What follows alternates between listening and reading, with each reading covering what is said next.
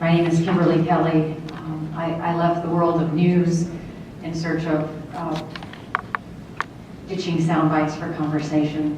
So I'm very, very happy to be here with all of you having a conversation. But my purpose here today is to read a statement for that empty chair that you see up there.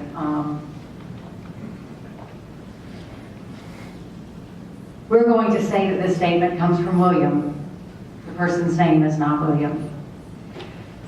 It is a true statement, however. Greetings, my name is William. I am a native of Greenville, South Carolina, and I have lived here all my life. I am a transgender. That's the chair you don't see filled here today. Something that I initially struggled against for most of my life until just a few years ago. The reason for that is that I was born and raised in a conservative local church and into a very conservative Christian family. I was taught my entire childhood and young adulthood that God would oppose to being gay or transgender, and that the Bible and the church taught that it was a sin. I struggled desperately to rid myself of this, as though if I tried hard enough, as we've heard from others, prayed hard enough, trusted God hard enough, that I would somehow be saved from being a transgender. Of course, being gay or transgender is not something that you must trust God to save you from, because it is not a sin. It is simply a variation of His incredible, complex, glorious creation.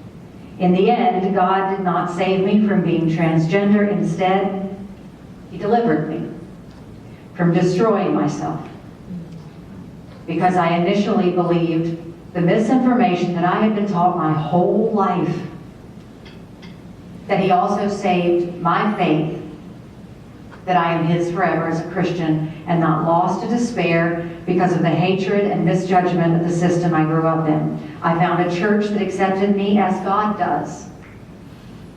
I have found a community of brothers and sisters in Christ who accept me as He created me.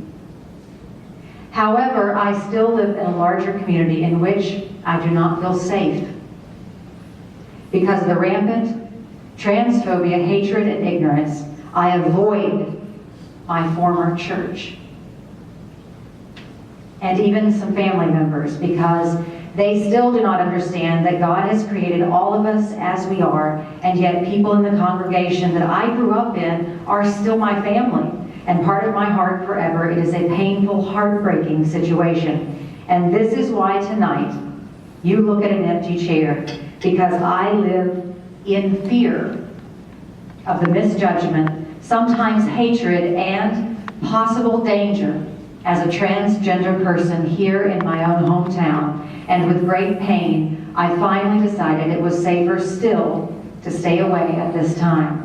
I pray with all my heart, and those of you here will listen with open hearts and minds to what Matthew Vines has to say and teach tonight, because God is calling us all to see more clearly, to have better understanding of His Word and a greater communion of spirit. Those of us who have been cast out needlessly from their communities due to misunderstanding, misjudgment, and injustice wish to come home.